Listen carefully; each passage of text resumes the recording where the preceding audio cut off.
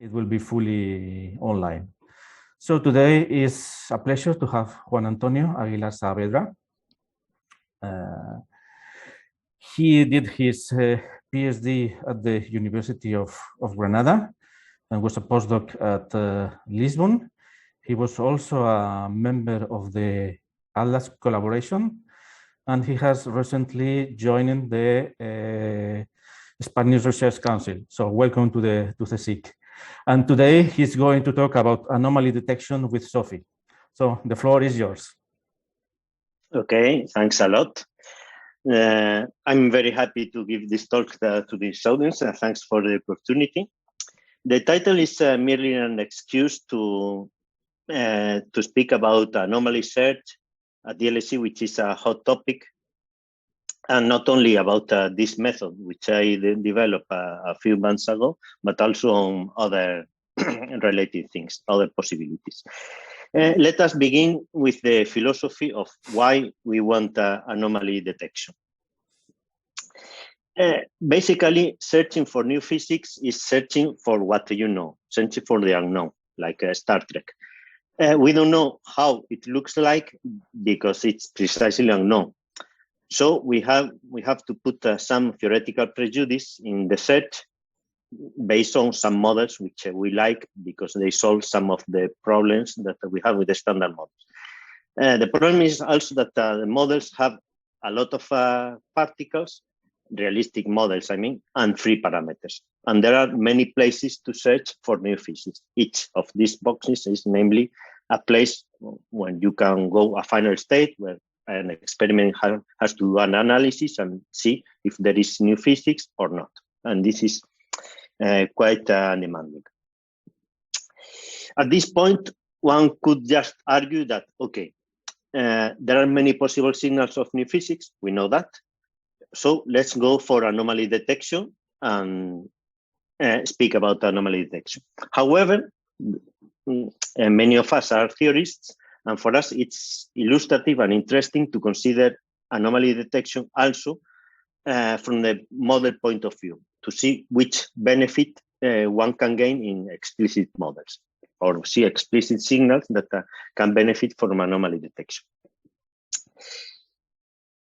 When experiments look for new signals, and also when theorists before the LHC predicted new signals that could be seen at the LHC, one common assumption was what is now called simplified models. The simplification was to ignore basically everything in the spectrum of a model except one particle, or maybe two. This is equivalent to concentrating on some specific region of the parameter space. You assume that the particle that is of your interest is the lightest one, like I picture here. It is heavier than the standard model. The standard model is here, and the rest of particles are heavier, so that you can ignore their signals. So in this framework, what you produce at the LHC is the new resonance, whatever, and then it decays into standard model particles. It is well known that simplified models are not consistent and do not solve the problems of the standard model, like, for example, dark matter or the hierarchy problem. But at least it was expected that these simplified models would describe the correct phenomenology. I mean, using simplified models to guide the research, you would discover something. However, as we know, new physics has not been found at the LHC, so one can either lose hope, wait for new corrections from 30 years from now, or critically analyze the underlying hypotheses you make in researches, propose new strategies, work more, and look for less simple signals. And in this regard, it's important to realize that unexpected discoveries often at the course of science. Many is not that we found the particles we were looking for. Of course, we have okay.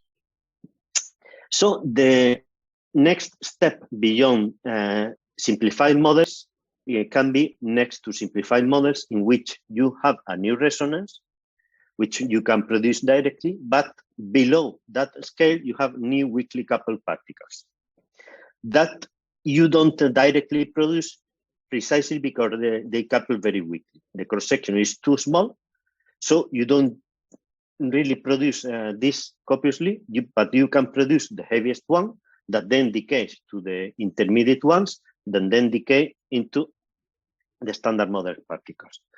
This is quite simple from the theoretical point of view. These new weakly coupled particles could be new scalars, that new scalar singlets or whatever that couples weakly to a standard model. It's crucial that you don't produce this directly, otherwise you would be in the previous position of a simplified model. You produce this and then decays to a standard model and you can ignore that. The point here is that what you can see, the most relevant signals in this scheme is the production of a heavy resonance that decays into other new particles in the standard model. In these cases, you can expect the phenomenology is more complex than in the other case of simplified models. More importantly, the signals in this scheme are mostly uncovered by current science and often elusive. One example, very well known to most people, vector networks. As there are 7 simplified models in which you can add a vector network multiplet to the standard model. These are the multiplets, and there are some assumptions, and then you can have signals when you produce this quark, one of these quarks, and then decays into the standard model. If you add new particles besides the vector-like quark, minimal additions do not enlarge this list of possible models, but they can change the production or the decay.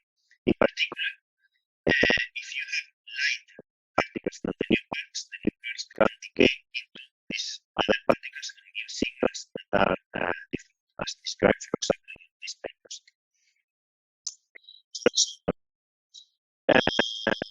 In production of vector such as one,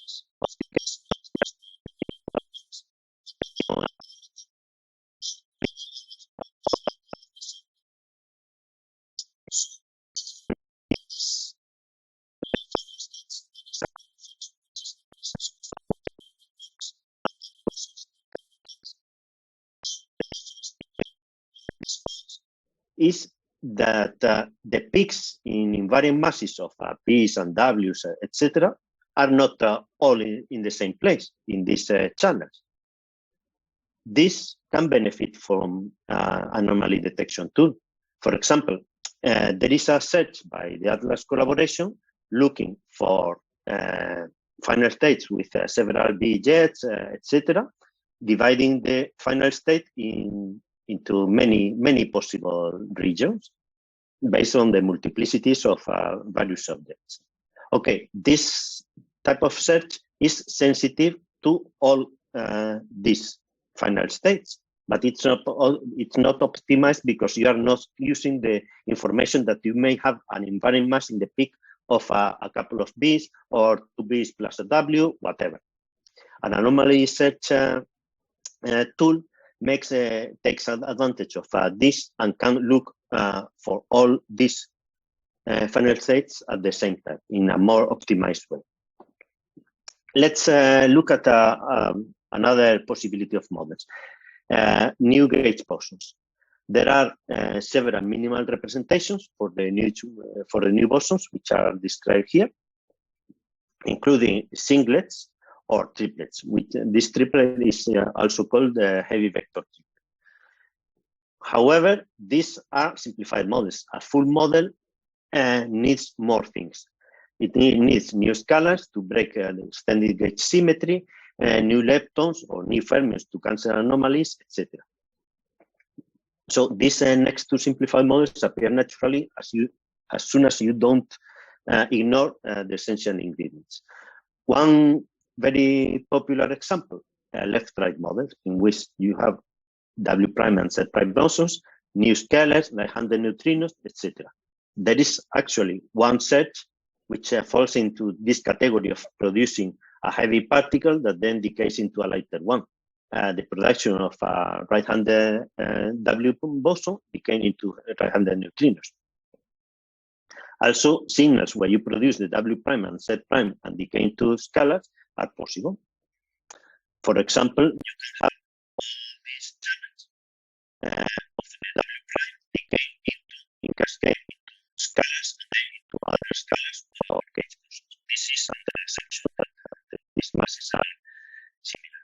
And depending, again, on one parameter of the model, which is tangent beta, you can have all of these signals. And in blue, you have these signals, which are called dibosons. In red, you have tribosons with 3, and in green, quadribosons. And also, you can make an model to produce multi-projects.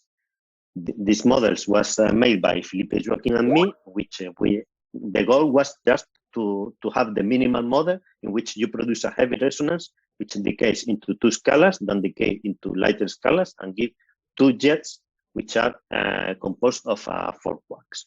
This model also has the possibility of dark matter and gives signals that are very elusive.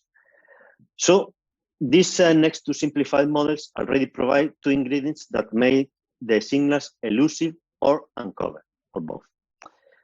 One ingredient is the presence of exotic objects, like this one I have just mentioned.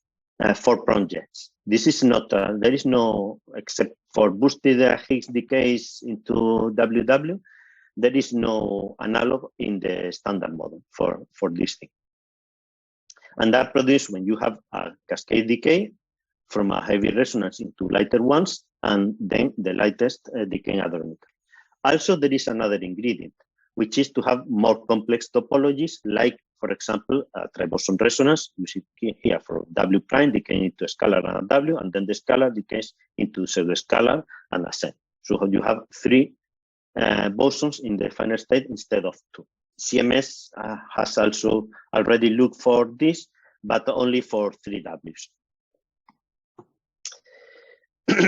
So there are several types of exotic objects that can be produced in standard model extensions, and which, if you don't look correctly, they look like the standard model objects, like multi-prong jets, dark jets, which is an exotic possibility, not so longly particles. By not so long, I mean particles that give a little displacement, but not so too large, so as to give you a displaced vertex that you clearly see and is covered by corner surfaces. I mean, in the intermediate region where the particle is a bit more lonely, but it can be confused with standard model ones. So if you want to detect this type of objects, which are peculiar, exotic, and you want to distinguish them from the standard model ones to see them, the signals of new physics that produce them, you need tools called taggers. You can build taggers for many possible of these signatures, and in this talk I will restrict myself to the first type, which is multi-prong jets. So we go to the next section, which is taggers. In some meetings of the Red LHC, I have been given a couple of talks about taggers. Also, Brian Zaldivar, a collaborator, gave a talk. So I will be brief here and mostly concentrate on the comparison with other methods, and more philosophy than giving results. Let's begin with a popular way to detect exotic objects. This is called representation learning. And the typical example is an autoencoder. What does an autoencoder do? You train an autoencoder. Well, an autoencoder is a machine learning tool which is trained with objects. This is here. You encode into a small dimension representation the features of this input, and then encode it again to try to reproduce the original input when you gave it. You train it to perform that.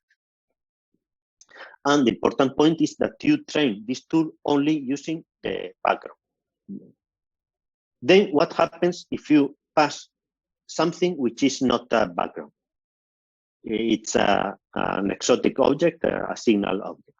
Well, what usually happens and should happen is that the output is not equal to the input, because this tool is designed to reproduce. You give, for example, a quark on gluon jet in the input, an image, and then the output, after compressing it into a lower dimension, the output is deconstructed and similar to the input.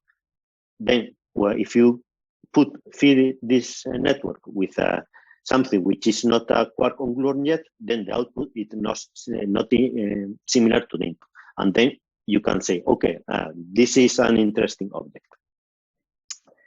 And then you tag exotic things using this way, only using knowledge on the background. Another possibility to tag exotic objects, which is the one I worked on, is to use supervised methods that offer a few advantages.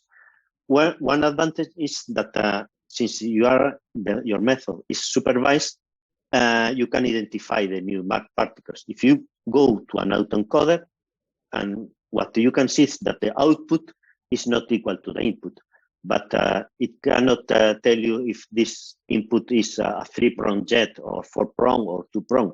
Does not tell you that. Supervised tool tells you that. And then there is also a better sensitivity to anomalies. On the other hand, there is a disadvantage that it depends on the simulation, Pythia or Hellwig, and it's less portable.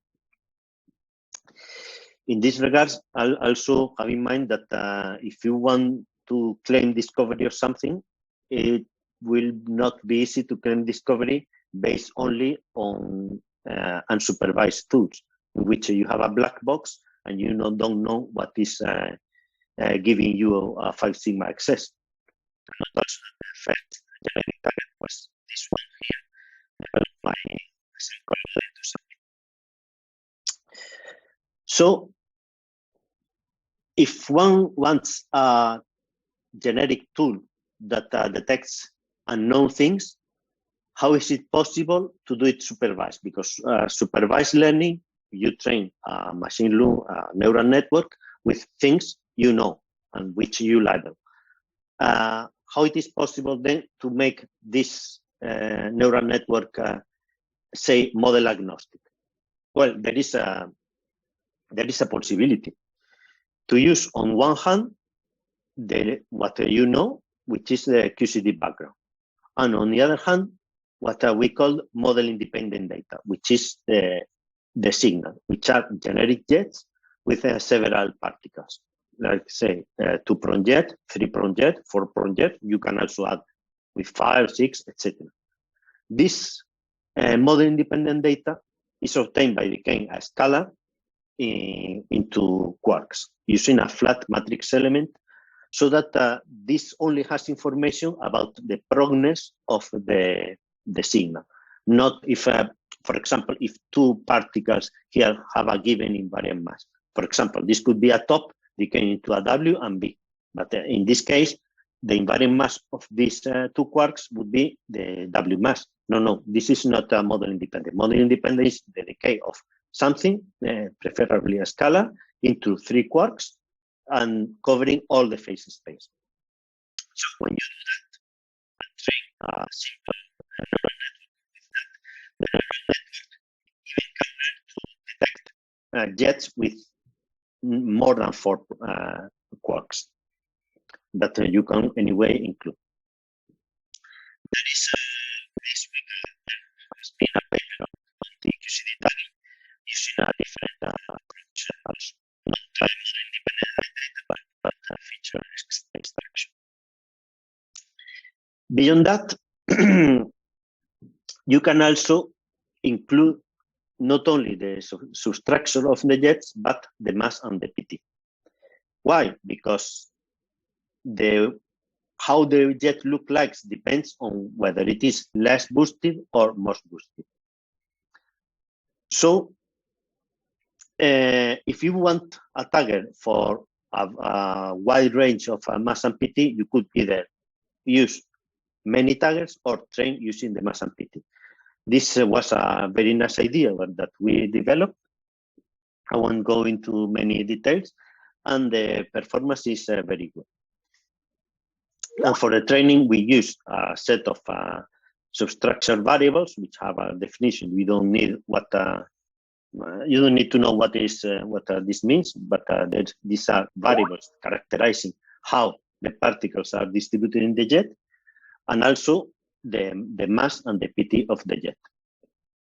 Then you put it into a neural network, you train it, and you have your tag. The good point of this tool is that it detects everything, as I have shown in some talks in workshops. For example, you have a generic tagger that can see this is the signal efficiency versus background rejection. You fix some background rejection you want, for example, 100, and then all the signals, here you have 2, 3, and 4 prong signals, including Bs, not including Bs of different masses, and all have a good efficiency to be detected by the tag.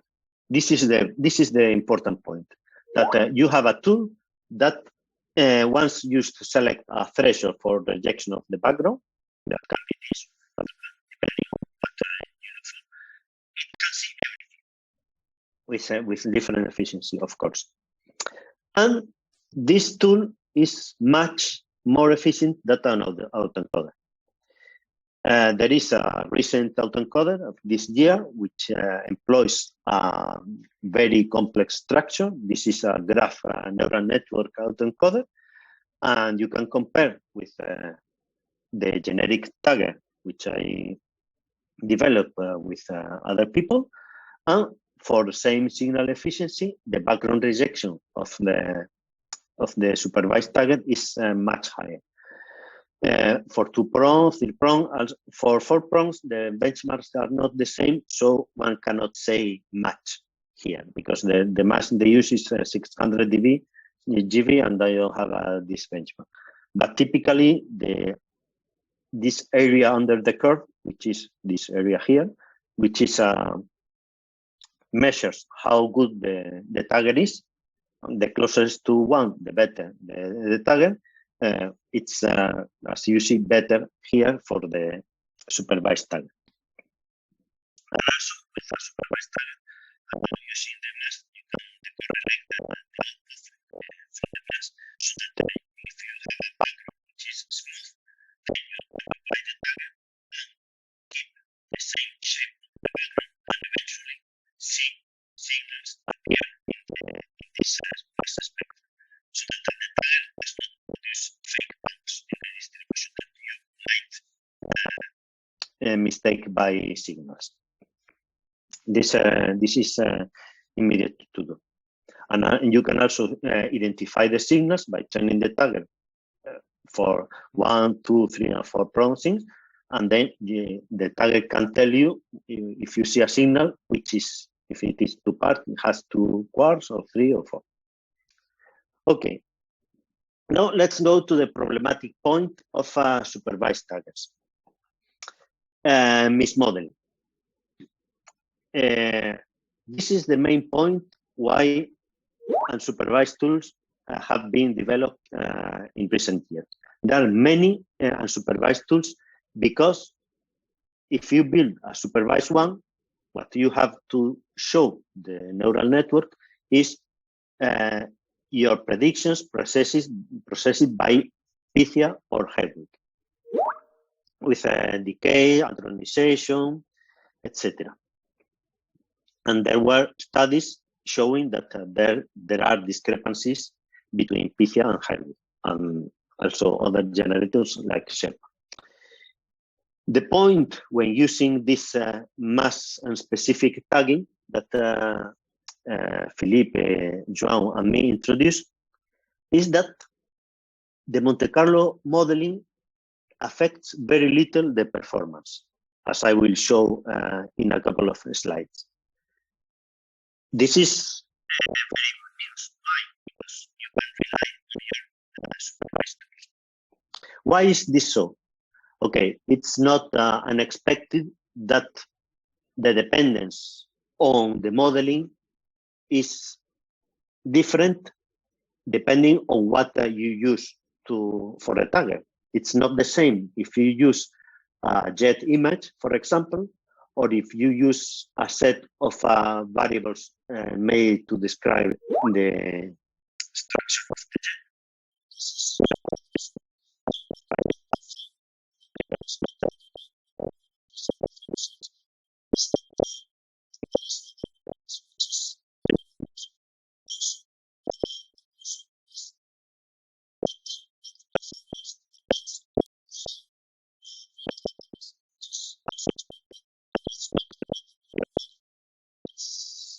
Of course, obvious that the performance of the tool depends on which data you apply.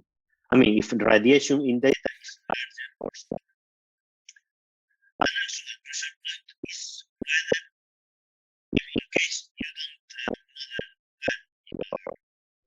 don't your decay and the hadronization, Parton show, etc., if this could create fake bumps. And the answer is no, because you do mass decorrelation, like I shown here in data. So by construction, you don't create bumps. So you are not your method is quite robust. This is an example of the difference of the modeling in the bumps between the quantities we use to describe the jet. There are taus with several indices, and I show here the distribution obtained, the normalized distribution obtained using Hedwig or Pythia. This is for tau 1, and you see that both are quite similar. This is for tau 2 of the second n equals 2 here. You see some differences. This is tau 3. You see more differences. And this in the upper line is for Ws, and the bottom line is for 4-prong jets of the same mass. And you see that the modeling uncertainty is not worse for 4-prong jets than for W bosons. So it's not quite bad. And a test I have made too is to train taggers with Pythia or Hedwig and apply them to Pythia or Hedwig data and see what happens. So this is described in these two plots that I will explain. This plot on the left is using Pythia pseudodata and applying taggers trained by Hedwig on Pythia. If you miss a point, don't worry to ask. In black, I have the Pythia tagger, and in blue, the Hedwig tagger. So for a signal, for example, which is W, you see that there is a small difference between both. Rejection or for this particular rejection. This is what we use. For a signal which is a 4-prong jet, you see that the difference is a bit larger. You see? In the efficiency for a fixed spectral rejection, if you use the Pythia tagger or the Hedwig tagger. Now, on the right, I have the same method using Hedwig data. You see for the W data, both taggers are essentially the same. Train with one deep type of data with another. And for the 4-prong jet, there is some more difference. This is the worst case among 20 cases of multiple masses, multiple PTs, multiple prognosis, I have studied 20 possibilities, and this is the very worst.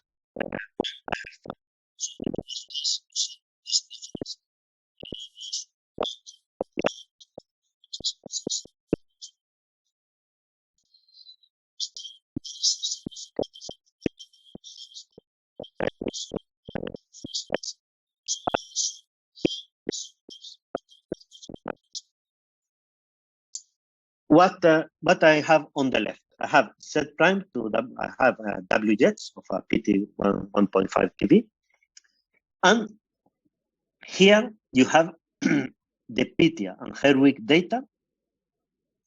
Sorry, the Pythia and Herwig tagger applied to Pythia data, and this applied to Herwig data.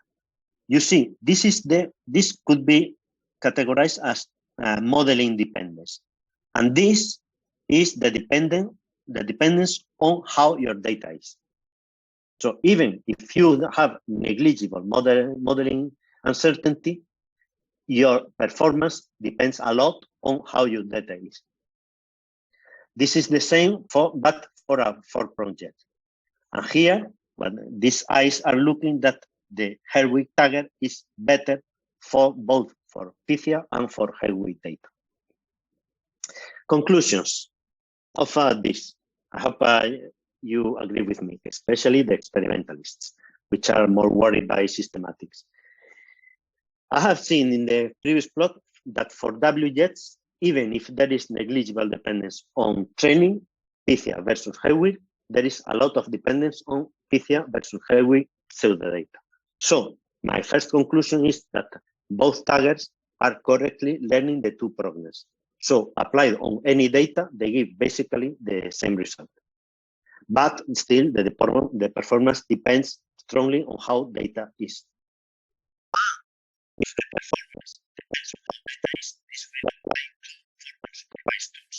An unsupervised tagger will not be able to less able to distinguish values from QCD jets, depending precisely on how the real organization and partner sharing is.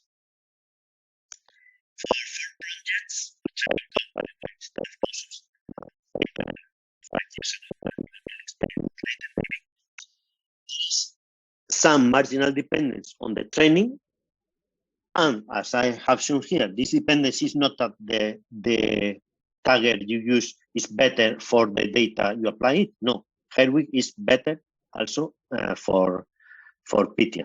This means that this is not an issue related to modeling, but how the neural network in the minimization weighs different aspects. So the conclusion here again is that the taggers are correctly learning for progress of the jets. A better modeling may help a bit, but still the dependence on how is data is stronger. And as I say, this will likely apply for unsupervised tools. So, so far so good about taggers. We have still 20 minutes. Now I will talk about anomaly detection, which is the to look for the new signals. There are many tools in the literature for that. Based mainly on unsupervised things. There are two methods for anomaly detection. Basically, one, I explained it before, which is autoencoders. You only show background that may be simulation or data. And the other method is the comparison with a control region. I will now speak of a method that is not so new, but it's quite clever. It's called Koala, classification without labels. In this method, what is based on comparing two samples in which you don't know what is signal and what is background. You don't have labels, but you know that the proportions of signal background are different. The interesting point, which is really a good point, is that you can train a neural network to distinguish if events come from this region or events come from this region. And this very neural network distinguishes signal and background. This is the thing that these people found in that paper. So you don't need to know the levels of what is signal and what is background. You just use one would be signal region and compare it to another region where you don't expect signal. You can do it directly in data. You can train your anomaly detection tool, Tagger or whatever. And once you have trained your tool, the tool can distinguish and pinpoint the signal. This can be used and has already been used by Atlas in a bump hunt using as a region, as would-be signal region, some interval in variant mass. The search here is for a resonance decays into two massive jets. And then what they do is, let us assume that I have a signal region here. Then I run through all the spectrum. But for the moment, let's assume this is my signal region. And then I compare this signal region with the two sidebands. With this signal injected, you see that this is long scale, so you have much more signal here than here in the sidebands. Then you use this method of Quora to train directly on data, comparing this region with the two sidebands. And then you apply it to your signal region. And you may get a bump. And in this case, you can claim that you have an excess. And then you do it for all the possible signal regions and see the spectrum. And if you have a bump, then you have an excess. And the tool in this regard can detect anomalies. Now, I explain what is the novelty in the method which I call SOFIE. This is a different approach. In this approach, I select a subsample of interesting events.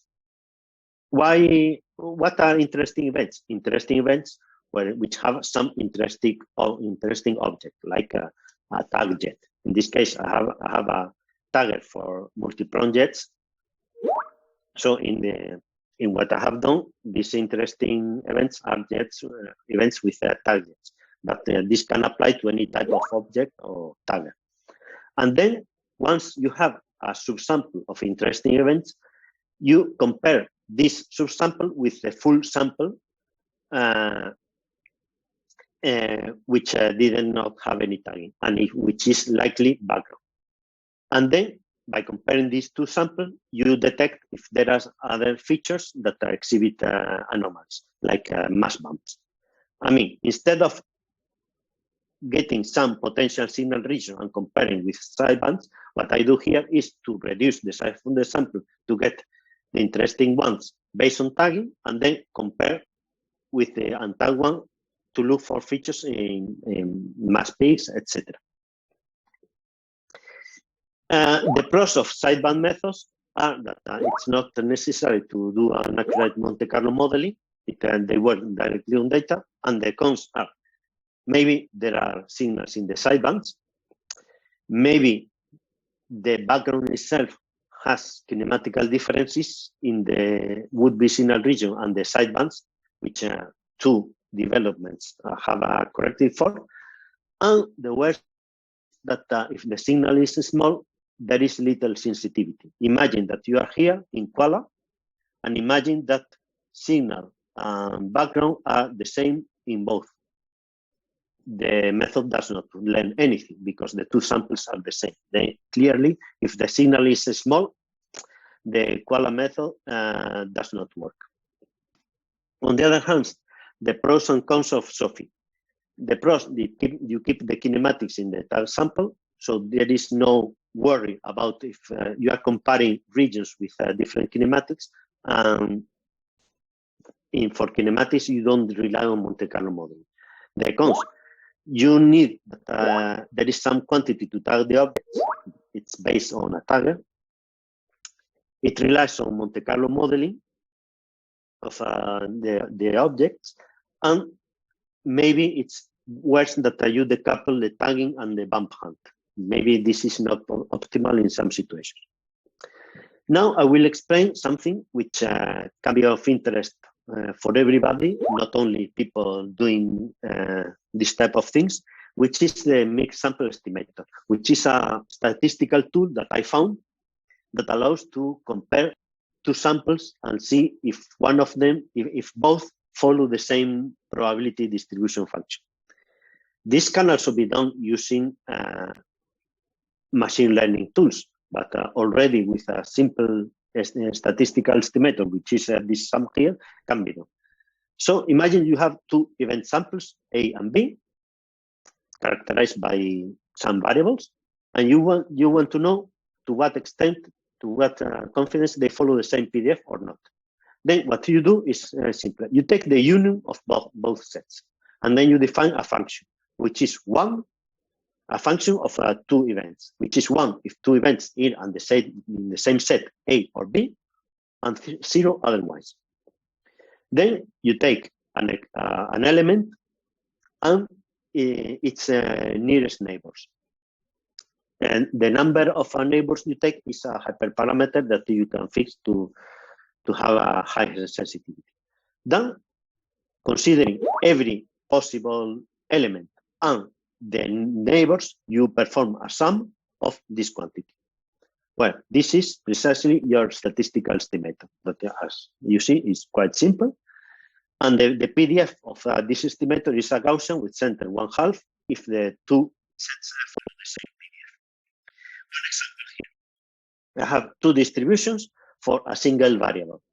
And the variable is the jet mass, and I have here a W that you see here, and QCD, which has a flat profile.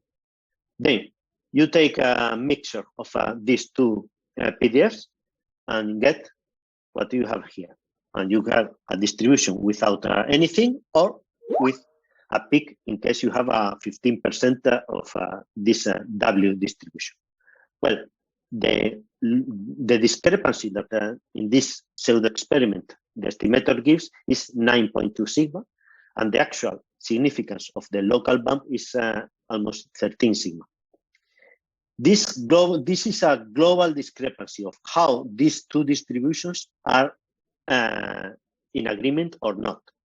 So it's not surprising that this figure is smaller than that. It's like the local p-value or the global p-value. This discrepancy amounts to a global p-value. Here you have the result of experiments comparing two samples with the same distribution, QCD versus QCD, yellow, or comparing QCD plus 10%, and you see how the distributions differ. This is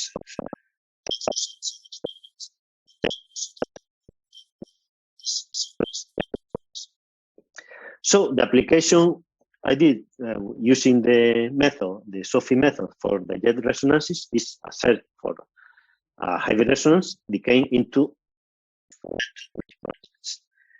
The procedure you follow is the same as in the to define the interval mass means, and then use the method in each case. And you see how the method works. If you don't apply any tagging, I have normalized the objective signal here, normalized to a signal, and you see that you see nothing. If you which is only plus, this is the significance that you see.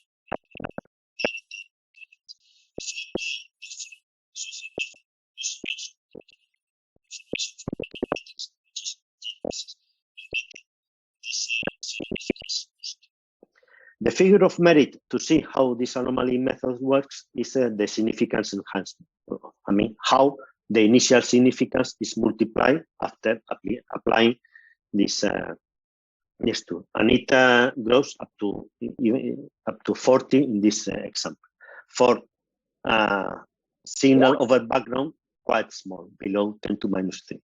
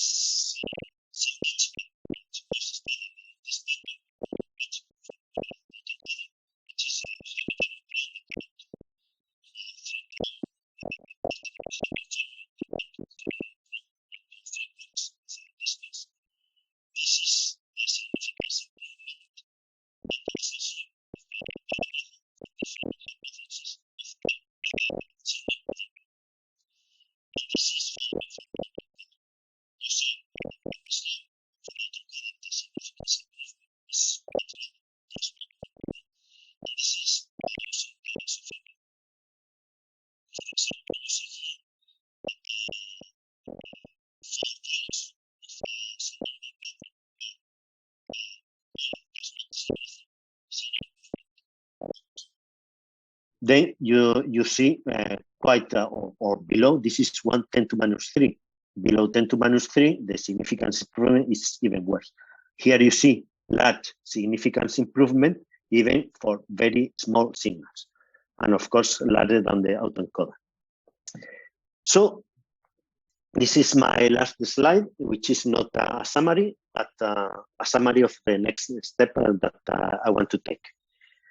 Well, I hope I have convinced you that this SOFIE method for anomaly detection is very promising because it provides an excellent significance enhancement, even for signals that are rare.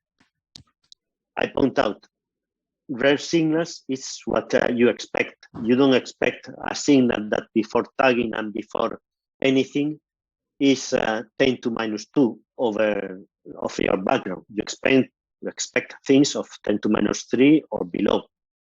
In those cases, these Sideband methods don't work, and this supervised method works. There is still much work to do. The description of the model independence, which is in progress, apply it to other types of taggers, not only for jets. If someone is interested, we can collaborate, of course. A machine learning alternative to this mixed sample method. The method is nice and works very well, but maybe there is some better thing to do. Application to other types of objects, etc. So thanks everybody for the attention. Thank you very much, Juan Antonio, for this nice talk. And now we have time for some questions. Please raise your hand and switch on your video to make similar to a face-to-face meeting. We have some paya pending, Juan Antonio.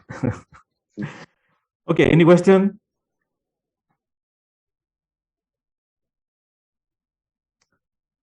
So if not, I have some questions. Okay, Sven, go ahead. Thanks. I'm wondering, do you apply these methods already to Atlas data that in principle you should have access to, or is it applied by Atlas, or how does it work concretely now? Yeah, you show that these methods work well and probably better than what you had before. Are they applied on the current data sets or not? Or what's the plan? There is one I can show you. This method, this Koala, was made by others, in particular Ben Nachman, who is in Atlas, and then he has apparently a lot of money and postdocs, and he's applying it to data. So they made a search for massive resonances, but a very preliminary one, only using the jet mass as discriminating variable between this would-be signal region and the sidebands.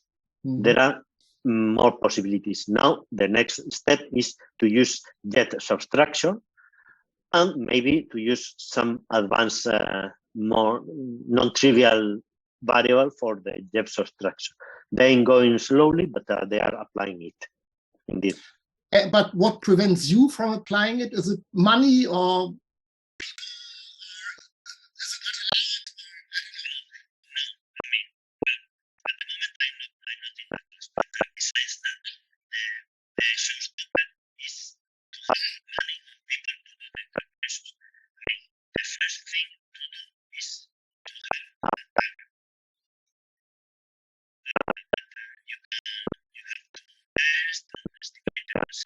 and this takes time.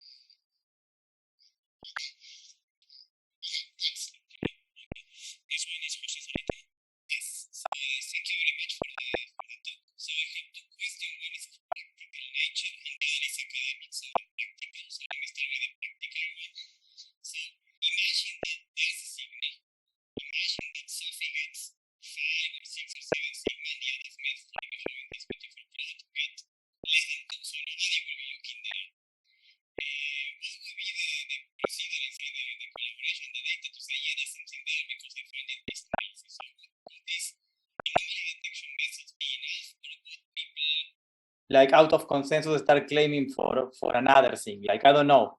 Well, 10 years ago, people said, don't bring me the NBDTs, bring me a good cut-based analysis and I will trust you, right? So how would this work? Exactly.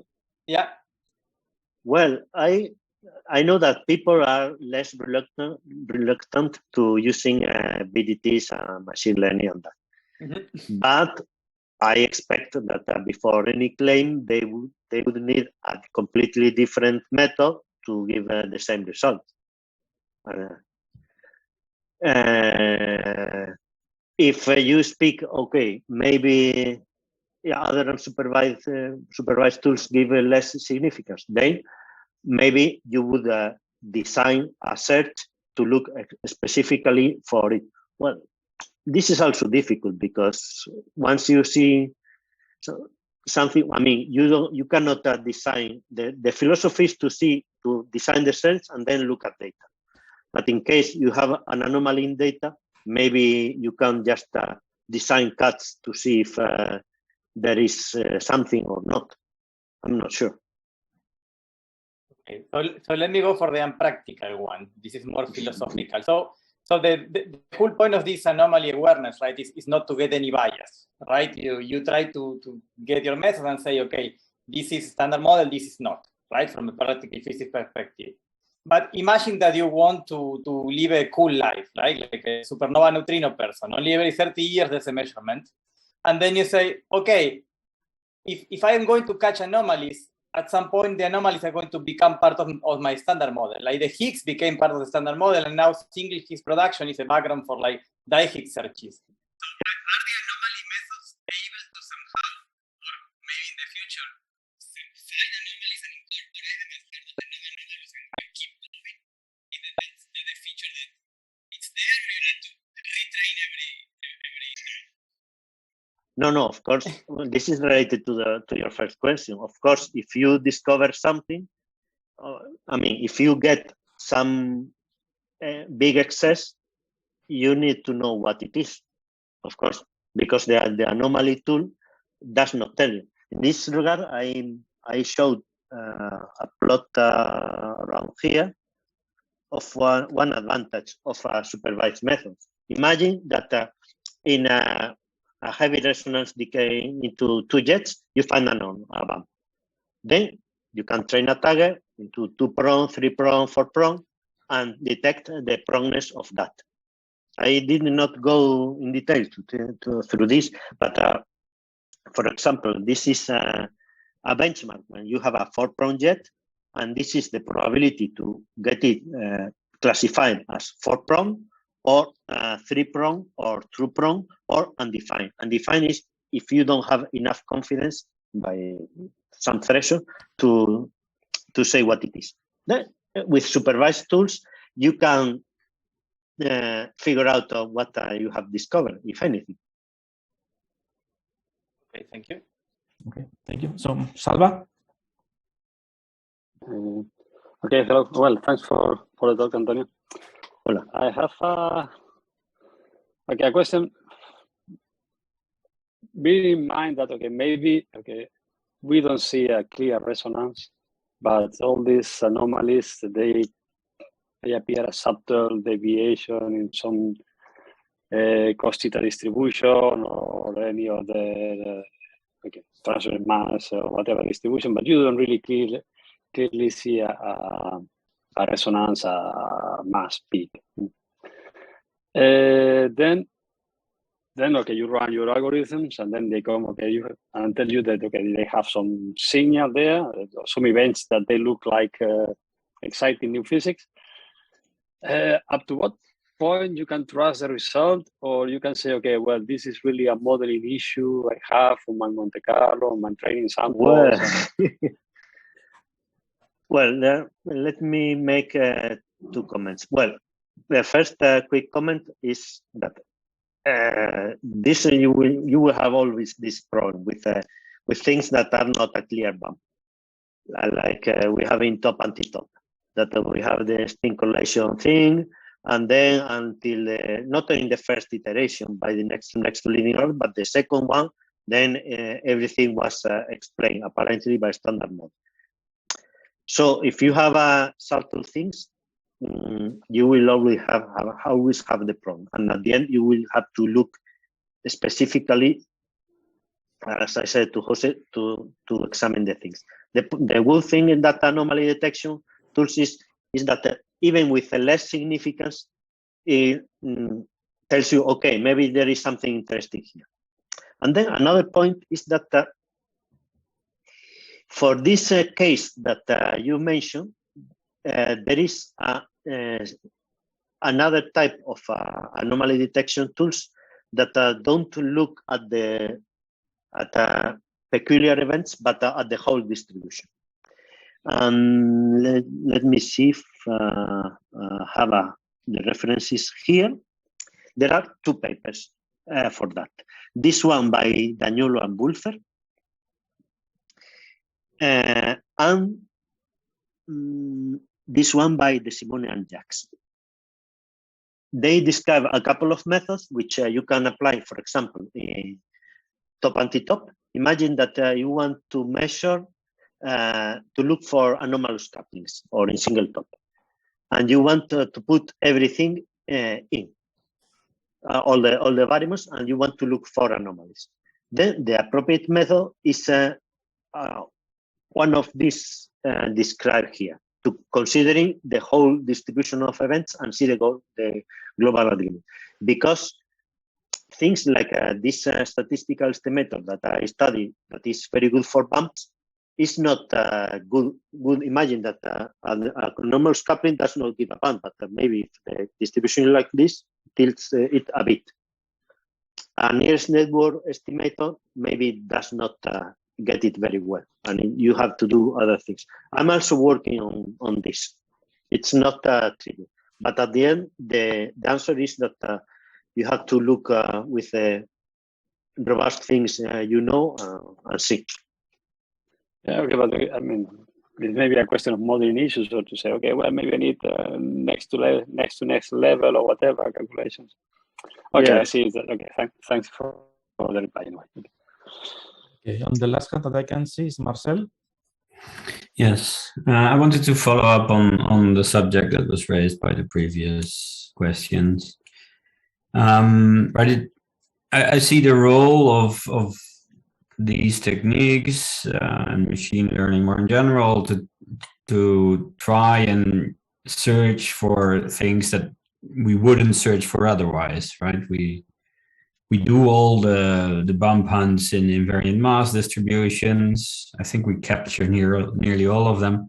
But of course, there could be subtle deviations elsewhere, and we can't do all possible searches by hand. So maybe this is a way of trying to automatize some of that. Now, then, when you do see an access, I think it's clear that the more unexpected it looks, the harsher the scrutiny will be. There are quite a few anomalies that could appear from detector effects that are subtle and we missed. Also, that is very useful. If we can detect those, we can try and improve the modeling of the detector. We can try and improve the stability of the detector, maybe.